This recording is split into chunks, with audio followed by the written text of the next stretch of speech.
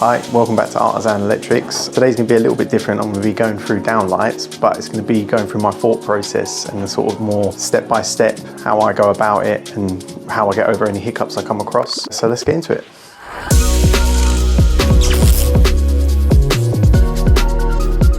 So today I'm going to be installing 9 downlights in here. So these lights, you can see they're in a bit of an awkward place. So I think they were originally designed for you to have a room a set way. So maybe have a dining table in a certain place, maybe over there probably because of that light. But we're going to have 9, 6 of which are going to be switched from this switch line for that light. And the other 3 in the dining area will be coming off of this switch line. So I'm going to be moving this feed to feed 3 along here. And then I'm going to have 3 down the middle and 3 over this side that can be fed off of that one. So first thing I've got to do is try and map out this ceiling and find where the wood is. So I'll be using these little stud buddies. Hopefully they'll pick up the nails in the joists, and then I'll put a bit of tape on the ceiling and I can see where the joists are. I tried this the other day on lava and plaster ceilings, it doesn't work. Not any nails in it. So this is just going to give me a visual representation, so then when I'm lining up my downlights, I might measure say 1 metre off of here and it lands bang on the joists. So I've got to change my measurements. Can take a little bit of to-in and fro-in. I found it to be the best way to map it out, unless you can get the floorboards up above. All right, let's move along. Come on, stud. Oh, there we are. Normally this is a bit easier with 2 people, but I haven't got young Ruben. He's at college today.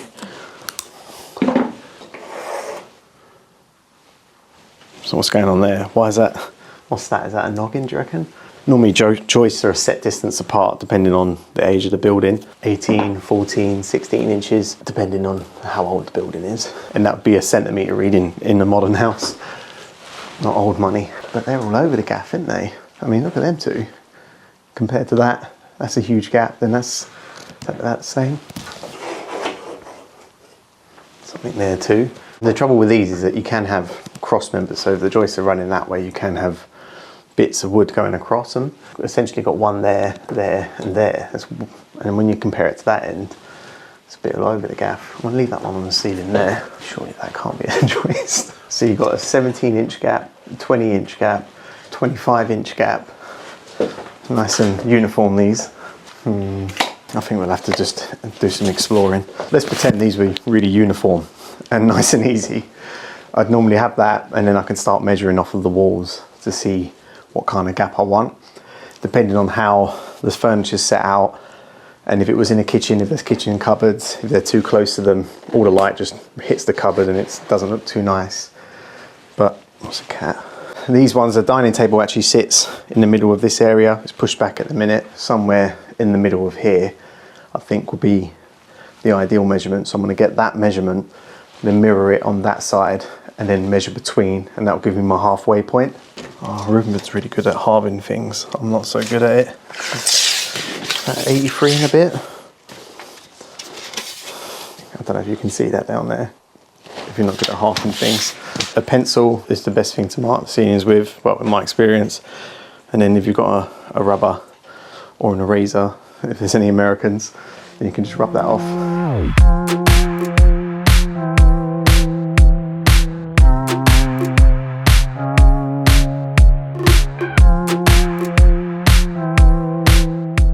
Seems like a nice number. That lands slap bang in between these 2. Now take this measurement over to that side, measure 80 off, and see, it's probably going to land on a joist, but see where that lands. Sorry, cat. Oh.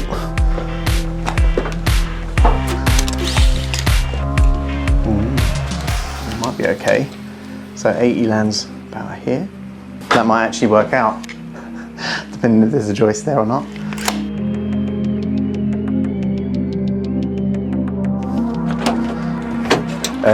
Hey, look at that. Clean van for once. That's what happens when you have a Friday afternoon to clear your van. This job's also a lot easier with 2 lasers and 2 people. But as you can see, I'm 1 person. I don't even call my laser a laser, it's like half a laser. It's so rubbish.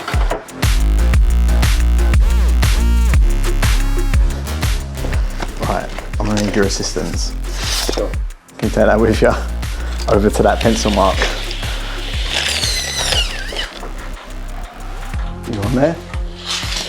3, 19 and a half. God, what an awkward number. Right, what's half of 319 and a half? So that's 160, just under 160, 159 and 3/4. And it looks like it's between the joists, so potentially that is a decent spacing. So then that'll be 3 there, 3 there, 3 there. And in theory, if one of them doesn't hit a joist, all 3 of them shouldn't hit a joist, but I'm not gonna hold my breath. Now we need the spacing. For me, it's gonna be bang center of the room is gonna make sense. Probably the same again, 80 off, and then it'll be sort of square in the corner. So it'll be 80, 80, 1, and it'll be the same in all the corners. This is so much harder on my own. I need some inspiration. I use this on a lath and plaster ceiling. I don't know if you can see, but there's absolutely no teeth left on it. They really munch through them, and it's a good make one as well, not cheap. Now, unfortunately, the only other one I've got is this bad boy, which is very old. And if you keep going around, it's like, oops, there's no teeth there. I mean, it's only cutting plasterboard, so it should be okay. I don't really fancy another trip to the wholesaler. God, it smells well funny. Does it smell? Why does it smell like that? Someone's been playing with my Dade. That's a dust and debris eliminator. Dade. So now that I've got roughly where they're going to go, the first thing I'm going to do is get my line across this bit. So I know what my gaps are. So I'm going to measure 80 off of here, 80 off of the wall there. And then if our eye was going to get taken away, because this may not be square, let's face it, it's a new build house, it's probably every wall's out. So I'm going to go off of this wall, and then this is the only thing that will take your eye away. That'll give me a datum line across here with the laser.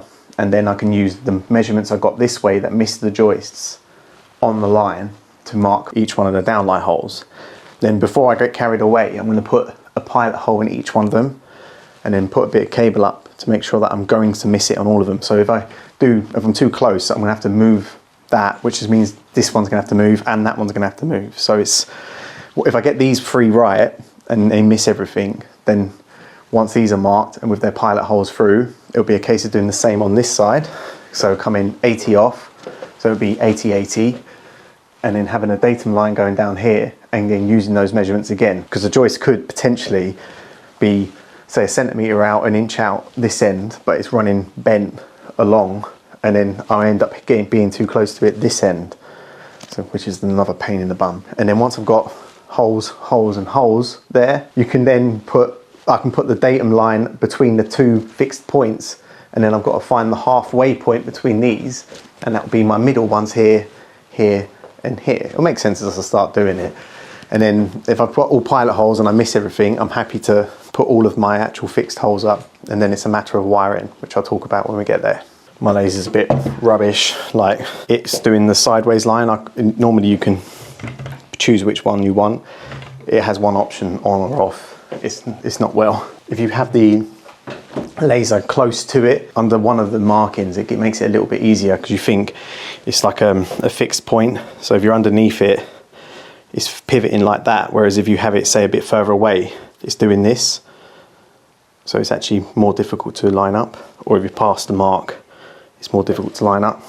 So you can see I've now got where the downlights are going to run this way. That's 80 off of there, so that's 1 downlight. I'll do the same this end, and then we're going to do halfway. Now all must be slightly different.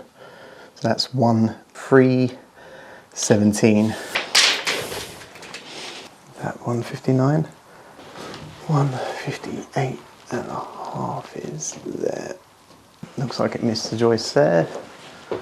Looks bang in the middle of those ones. So now I've got those 3 marked. I'm going to put a pilot up to make sure I am clear.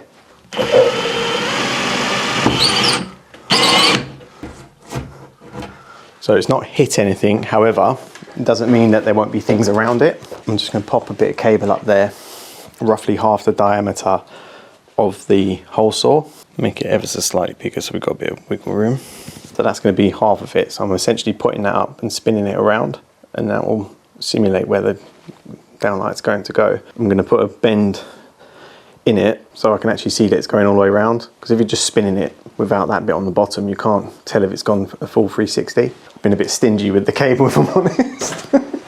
That's spinning nice and freely. Seems pretty good. If you imagine if the hole was here and there was a joist, as I spun that around, it wouldn't turn. If there was a pipe or anything else, it would sort of, it kind of gives you a sense of where, God, how drunk's my hand? It gives you a sense of if there was a joist up there. Feels clear. Imagine if I hit one now, I'm gonna have to move that, say 5 centimeters that way, which means that one has to go 5 centimeters that way, and then that then might hit a joist. So you can go round and round in circles, really. Seems good. So now I'm just doing exactly the same, but on that side.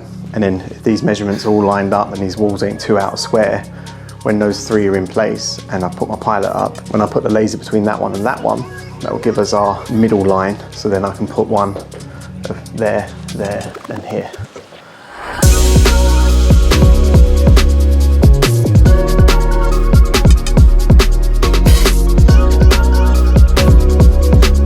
So we shouldn't hit anything this side. It should be exactly the same as that side. It's only if a joist is ever so slightly out that we should encounter problems.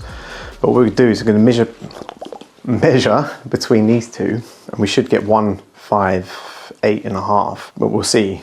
And then it'll prove that these walls are sort of either going out that way or in. If it gets smaller, it's 318, so it's grown 0.5 centimeter. What I'm going to do is do the same measurement from that one, so it was 157.5. So the distance between there and there should be exactly the same. If it's only a 0.5 centimeter difference over that distance, by the time it's halfway, it'll only be 1/4 centimeter. Shouldn't take your eye away, to be honest. 157.5. Was it one? Oh, was it 158.5? It was 158, wasn't it? Was it measure twice, cut once? You can't get far enough away from them to actually see if it looks square by eye. But if you think I've measured off of this, exactly the same there, there, there, and there, they should be all perfectly in line with each other, these 4 corners, and then it's just the ones down the middle. Feels like there's something there. If I spin it this way, so it's essentially going around there, it seems to be okay. But then it's hitting something just on this side. If you go up about 1 inch, you can get over it. I don't know, there's a piece of wood going along here. There's wood there. All of these are hitting the same piece of wood, so I need to move it over 1 inch or so. But if I do that, then that one needs to move in as well. Never rains but pours, is it? I'm gonna move over 1 inch, so 2.5 centimeters. So it's gonna be 82 and a bit. Oh, do you know what, 82 I think will be okay. Nice and clear. I'll do it on that one as well. And then I'm gonna repeat it on this side. So it'll just be a case of holding the tape on the line and just moving it over. So this side's now clear with the technical tool. So I'm going to do the same this side, move them over, and hopefully don't hit another noggin going that way. And this can all still go wrong, because then when I go that way, this middle bit could hit it, and let's just hope it doesn't come to that.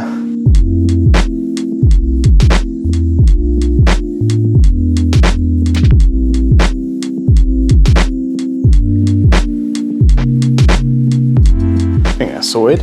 Now these are finally missed, I'm gonna go try and find the right mark on the ceiling and go between that hole, this hole, find my center point, and then check there before I start drilling them. So now I've got this laser lined up on the, well, you can see the hole if I put my hand there. There's 2 holes, there's one there and one there, and then halfway between is exactly where we want our downlight. So we'll get the distance, pop a hole, do the spin, and hopefully there's no wood. Oh, everything's coming up Millhouse, go on. Right, there's nothing there. Let's move over.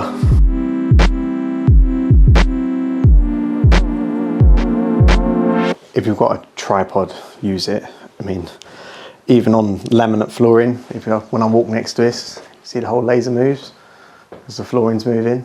And if you're on carpet, it's even worse, because it can literally topple over like it did with me and Ruben before, and you're more likely to kick it over and all sorts.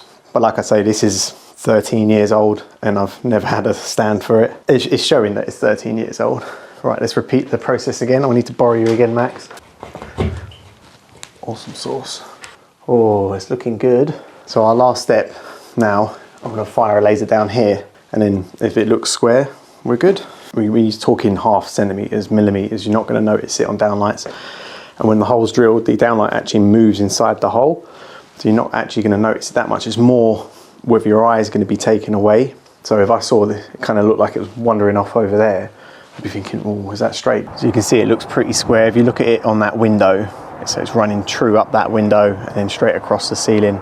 So I'd say I'm pretty happy with that. They need to invent one that the dade can come off over, like the biscuit's gonna get stuck in here, and then you try to twist them off. Right. In another video, I mentioned this trigger. There's no resistance on it, so see I'm just holding the drill there and it came on. I mean, when you've got something in it and you're near something, you can scar a wall, you can hurt your hands and everything. So I know Hilty would say lock it, but who does? What was I saying?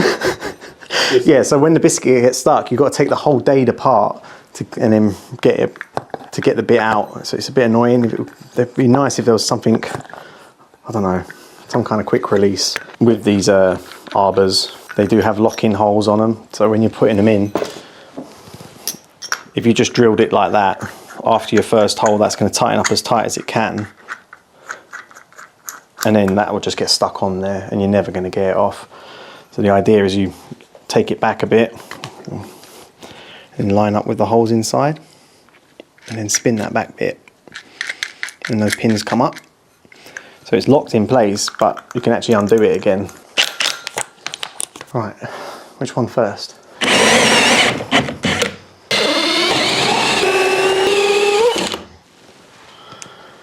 Yeah, remember this was the one that gave me trouble. You might be able to get your camera up there. You can just see that bit of wood. There's a cross member there.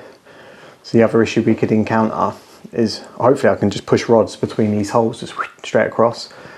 But if you're having really bad luck, there'll be solid bits and noggins in the way and you can't push across. But that'll be my next job after the holes, to see if I can actually get through. Oh, that's a bit close to the wood there, but the can should still get up.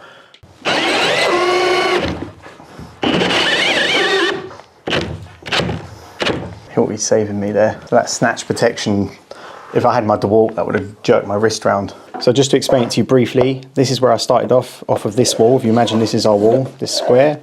So I've come 80 off of here, 80 off of here, and I've got a datum point here. Measured between, and that's got that one. Done the same here, however, I hit a bit of wood. So then these lights had to move over 2.5 centimeters, so these had to as well. That gave me these two lines, and then I've come across this line to get my center and just repeated. So we've essentially got a square of lights that you can see on the ceiling with one in the middle. Let's get the lay of the land. If this goes all the way down to this, then clearly there's been some mistakes and I've got incredibly lucky. So you saw me mark out the joists on the ceiling, well, what I thought was the joists on the ceiling. However, there are no joists. So it seems like we've got eco joists, so they're these, I don't really understand them. I've always worked in ancient houses, but these have these big spaced out joists. I imagine it saves weight and materials and all sorts. But there's big joists running this way with like bits of plywood between them. So I can push that way quite easily. And I imagine it's gonna be the same that way. So it's actually getting across this way that's going to be more awkward. It's like a sheet of really thin wood like you find at the back of your wardrobe. You know, if you build a homemade wardrobe and you've got to batter a bit of wood on it, you've got that between joists running down. So there's my rod going down, and then you've got the same again there. So it's a bit odd. It's kind of hollow, but these bits of ply or whatever kind of wood it is are holding us up. But we can go lengthways. So if I come out the hole, you can see I'm going down there. So I've just got to get across the room side to side. This is the DB I'm working out today. It's a Crabtree Starbreaker. Just looking at the symbols. I think that's the downstairs lights. Has that gone off in there? Yeah. So what I'm going to do is, because the customer's working from home and there's an RCD here, so if I'm cutting the cables, mucking about with them, what will happen is they'll knock that RCD out. So to prevent that, I need to remove the neutral from circuit. So we don't switch the neutral. In the UK, our breakers just break the line conductor. conductor. Talk amongst yourselves, that's a really long screw. So it's this cable here. I'll soon know if I take it out because it will start getting angry with me and splashing. Customer is home. They're working upstairs, so I don't want this to be tripping out. Obviously the fuse board is still live, but I'm quite in control of it. What I'm going to do is just shove these out of the way and pop the lid back on. So I'm just going to take these down. They should have one cable at each of them. Makes it a little bit easier rather than it being free plate. So I believe they fed the switches. So if there was 3 cables here, I'd have to cut a hole, get a Wago box on it, then take it over. What I need to do is get this to that light or one of these lights here. If I can't feel it in any of the holes, I'm going to just put a big hole here and then I should be able to get it across into that trap. If you are working on a circuit that's on an RCD, don't cut all the cables at the same time. That will trip the RCD, that's why I cut them one at a time, even though I have removed them, but it's just good to get into that habit.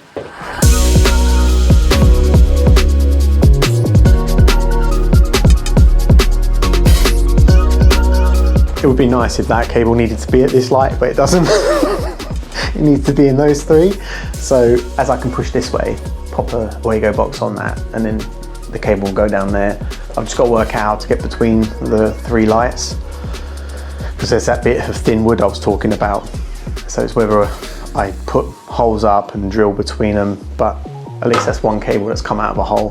Got to do the same with this one. It does go over to this switch, so I might be able to feel it at this hole here. I've got a row of holes that go across all of these, so potentially if I can get both of these to here, then I can, so for these 6, if I can get this to one of the lights, I can fish to here but then go across that way, across that way, because there's a row of cables going across. There's a socket cable that goes all the way across to that light in the middle, so I just need to try and find that light, that cable, and get it over to one of the lights, and then I think I should be okay. And it's the same with over here. It'll be a case of going to that light, coming across the middle, down and down, right, and then I don't have to put any damage on the ceiling over there or anywhere else. Can you see the, I don't know if you can see that, Max, can you see that socket cable and pipe going through up there? That goes all the way through to here, so I can see that 2.5 cable there through a row of holes. That could be my cable weight through here, and I might be able to do it with no damage, but let's try and find that cable.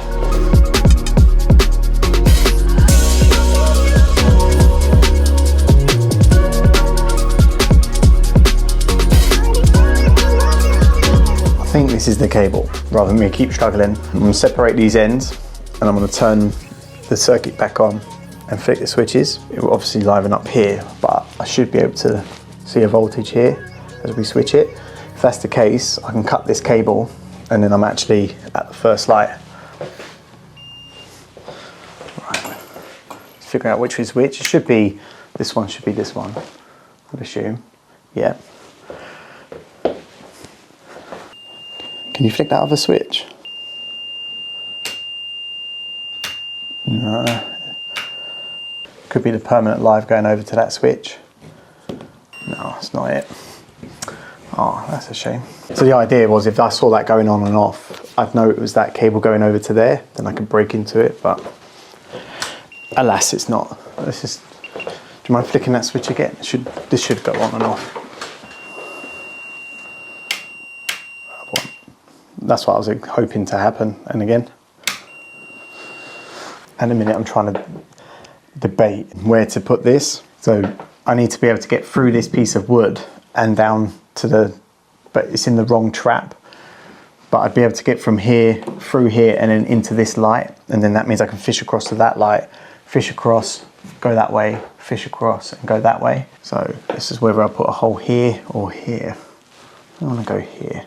So I've got to cause a bit of damage anyway, so I'm going to put a bigger hole so I can actually get more of my hand up, and I can actually get one of my little drills up there. I'm going to pop it next to where that cable's going to come through, and then I should be able to drill into this run, and then I can get across to that light, and then that's the first light, and then I can go around and wire these. Hopefully I can push that way too. There might have to be another hole here as well. There is a row of holes, but whether I'm going to be able to get my rods through them, I mean, that's going to take a bit of luck to get that way. It's like I'm hitting it now. It's like a metal, there's a bit of metal brace there. Oh my God. what you've got to deal with in this job. What is that? Well, there goes my plan for easily putting my hand up in the ceiling, isn't it? I'm not sure, I think this might just be a brace for the light to be fixed to. It is. Okay, that's that out of the way. Get that bad boy up. This cable goes down there and then across. You can see it just popping through there. So it looks like it's roughly above that switch. And then there's a piece of wood here that's in the way for us to get through to that light. Piece of wood there that's stopping us getting through to that light. And then there's a solid bit of wood there to stop us getting through.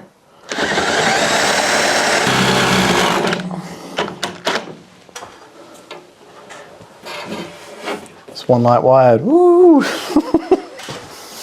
Okay, so you imagine it, I've got a pathway this way and potentially in the cross in the middle. So I need to get from this light to here, and then I know I can get to that light, and then from this light to here, and then I know I can get to that light. So I can sort of loop back to here, across, and then finish there. But the first step is to not fall off the steps and then get to that one. Let's have a little look to see where that joist is. This is a bit of wood straight away. So I use a technical measurement around there. I'm basically stuck between a rock and a hard place with this install. So I put a hole here so I can drill through this piece of wood here, through this piece of wood, that gets me to here. And then the awkward bit is going to see if I can fish between this hole and this hole through the existing holes. If I can do that, then I don't have to put another hole here. But in all honesty, I'm tempted to just put another biscuit there and to save myself struggling. I'll give it one go, but I'll probably just put another hole there. And then if you imagine it, I can then go from here, across, here to there, down to that one, and then across, and that's them all wired. This is what you come across. No two houses are the same, no two jobs are the same. This should just be nice. I mean, you saw me put them on the scene. I thought joists run that way to start with. And now they run this way, but there's bits of wood going this way as well, just to really muck up my day. But so I've got a bit of wood there. I'm gonna go through that, and that'll get me through to this light, and then we can start wiring. This is an ancient drill I've got. Let me stop blinding you with my light. So it was the shortest in its class. There's probably other smaller. So this bit's small. So with a 4-inch hole, like, you can put it up, get the trigger on the hole, and then get it into the ceiling, and then awkwardly angle it, and then you can start drilling holes through. Always check, because I've looked from this one this way, and there's no pipes there that I can see. Because obviously the last thing I want to do is drill through blind and hit a pipe. And then I can do the same this way as well, get my whole arm up there and pass my drill through. That's why it's such an excellent drill.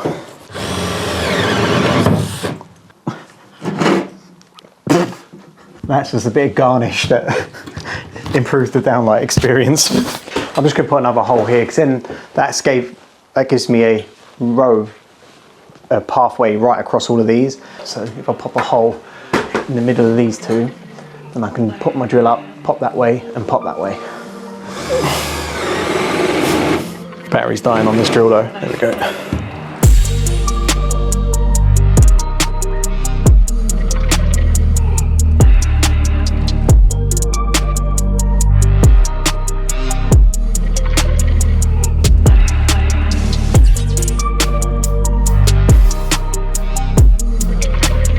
So there's our feed, jointed in, across, and across to there. That's my thinking face. So if you see I've got one on the drum there, because I can't get between these two, I need to essentially do a U, go around. So I poked up that light to here, just measuring it off long enough to go to this light. And then I'm gonna tie on another one onto this.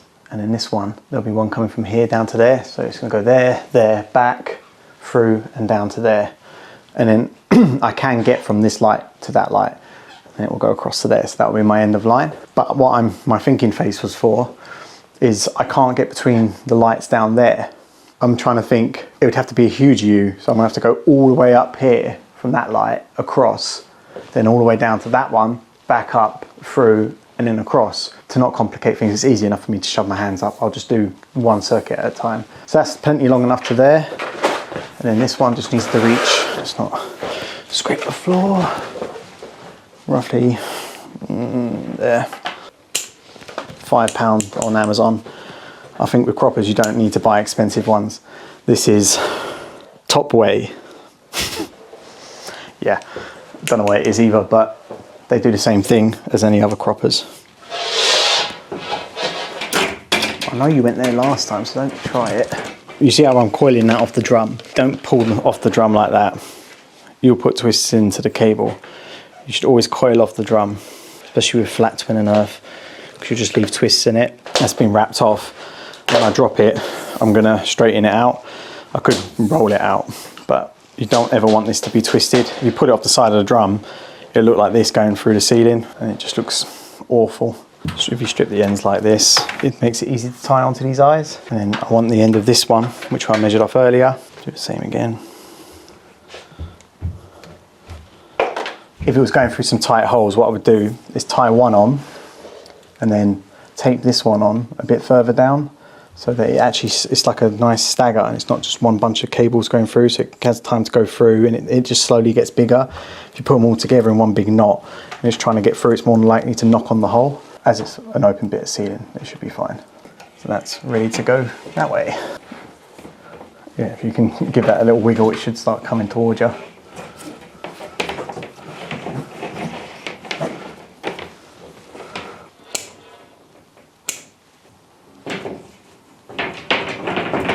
Should be up there somewhere. And there she blows. That's perfect. So all I need to do now is get to there, my last light. This goes across to it, so I'll tie onto this because this needs to go back that way to go to that light. But at the same time, I might as well tie a second one on, so we have a cable long enough to go from this light to that light, but I'm going to need a cable long enough to go from that light back to here. It'll all make sense soon, I'll draw it out.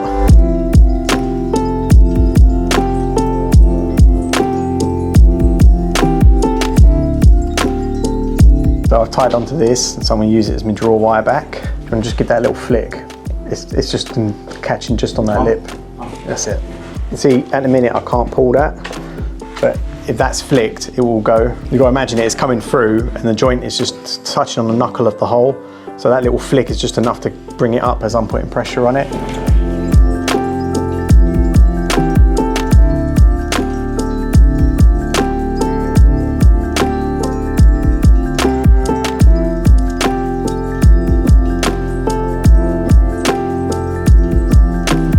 This is our first point on these bank of 3 lights. One of these, I'll figure out which one in a minute. We'll go over to this light. And then from that light, we have to go all the way along to here, across, and back down. Just so I don't have to put another hole and damage the ceiling over here. Otherwise I could put 2 holes there and I could just fish straight across, but as we've got a path, we might as well use it. I'm gonna start here and feed my way across. Because I could start there, but now I've got to pull all of it through. But if I pull this halfway, and then I'll measure it, cut it, and then pull it down there. You can't pull off the side of the drum like I said earlier, but that's just what the old boys that taught me would call a slasher. Throw your cables in. The old boy that taught me, Winston, if I let one twist go through, he'd make me pull the whole bit of cable out and do it again, just to teach me a lesson.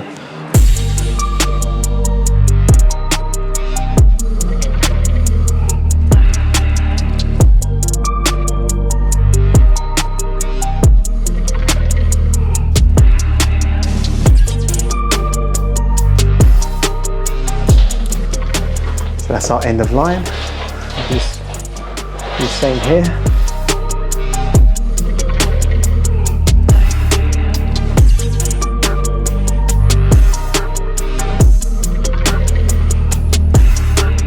Some of you might be getting confused by all of that there, so let me show you. So here, there's our original holes in the ceiling. These are original lights. So if I start off with these 6 here, this was this light here, so I had to cut a hole. These are the 3 holes I've cut across the ceiling. So I've got the feed from there to this light. Now from here, it was quite difficult to get across the ceiling. So I've wired from here to this light, then across to this light, down to this light. Then the cable comes back, down to this light, and then to here. And that's our last point. The reason I had to take this long route is because I can't actually get across here. but I could pull across here. Now this cable here was pulled back with some cables on it. We use it as a draw wire, and it was pulled back to start here. And what it does, it goes here, across, and back down to this light. And then to get to this last one, it's had to come all the way back up to these holes and round and back down to wire those 3 lights. And then our switch, they essentially come from here down to the switch. And then this is the first light down to the switch. So that's our original light. I had to cut a hole here, so that's our original feed. That then loops over to here, and then it comes across to this light, across to this light, and then across to here. And there's no way to get across here, so I've had to come back across here to this light, then all the way along to here, and then all the way along to here. So there's one cable here, that's our end of line. This side, I've pulled the feed from that light all the way back to here, and then I've come across, because I can't get across here. So it's going across here, and down to this light. And I can't get across there, so I've had to come all the way, whoops, there's a drum there, to here, all the way along here, and then all the way down, and there's one cable here, and that's our end of line. So even though you'd think it'd be a nice easy run across those 3, it wasn't the case. The TubeBuddy lied. The joists were nowhere near where we thought they were. So this is what we're installing, these JCC fire guards. I'll pop that open. So it's come with the bezel already. Sometimes you can buy these separate without the bezels on them, and then you can attach your own. So normally all I do, get them all out of their boxes and set them all up. So it's just easy, it speeds things up. And then get all of your lamps out and then pop them in, so they're just completely done. So when you finish here, you can just pop them up in the ceiling, and that's it, they're done. On the lamps, there's lots of information, but the K, our cameraman can probably tell you more about it, but the higher the number, the cooler the colour. So it's like a cool white, around the 6000, it gets really sort of hospital colours to me. Whereas a 2.5K to 3K, it's warm white, and it's nice, homely colours, I think. So I'm just going to pop all these lamps in. It's just a matter of twisting it in, and then it slides into there. Slide it back, give it a little twist, and it's in place. Make sure that this gasket is on there. This is actually the intumescent seal. So if there was a fire, this is what's going to expand and seal the hole and be a fire break between the ceiling. All that's left to do is connect the lights up now. So there's different ways of stripping cable. One of the most basic ones you've normally shown is to cut down the middle of the twin, get the CPC, get out of the way you, and grab it and pull it up, and that splits your cable.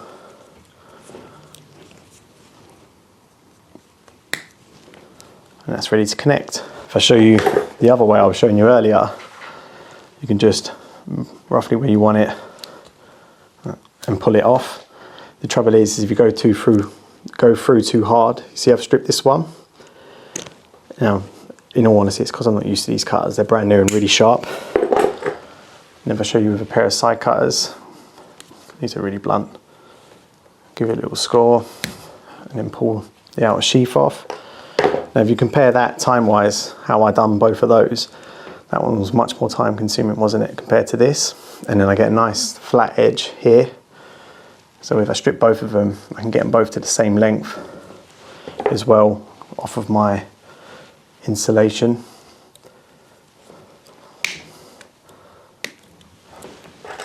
And then they're ready for sleeving. Sleeving's quite annoying because they always fall off.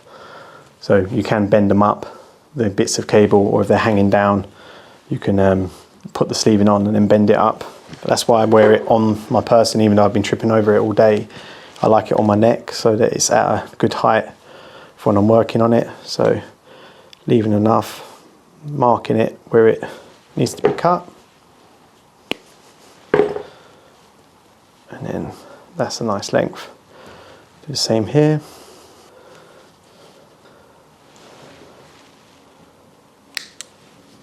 And now that they're bent up, they shouldn't fall off. I probably will drop it anyway. Let's get the other one stripped to length. These are really, really sharp, so I've got to get used to the... and they're really gliding through it. And then all we've got inside this is labelled up, live, neutral and earth.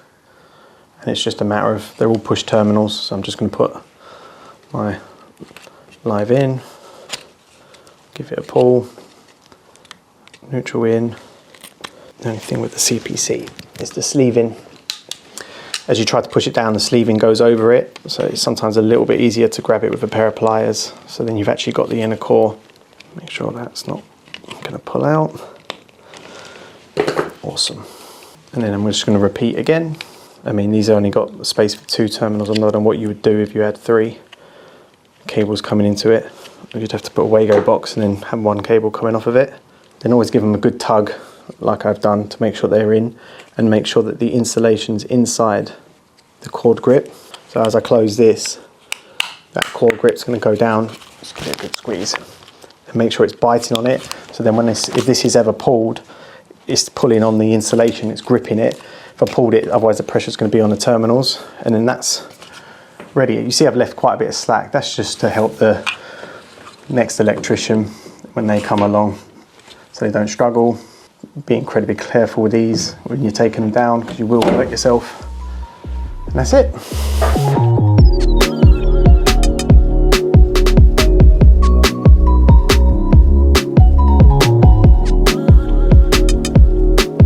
So now I've just got these 2 ends to join together. So this is the original cable, and this is my new feed away. So I'm just going to connect these in a whisker box. No, Wago box. One of the boxes anyway.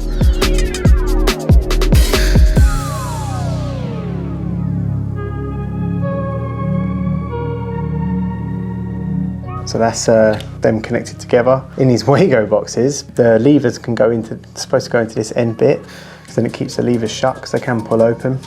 And then pop that closed. Stick a zip tie through here, and that makes it maintenance free.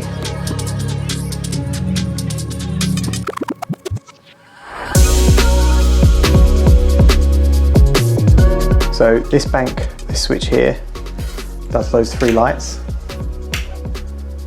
So we pull that over from there, and then this one here does the 6 lights here. So you kind of separate the area, so you can have the dining room area lit or the sitting room area. This will also be changed for dimmer switch, so it can be dimmed down.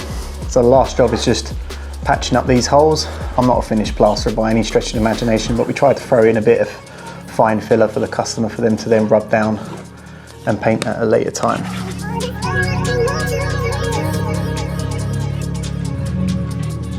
Right, that's me all done. As you can see, it's never quite straightforward and never goes to plan.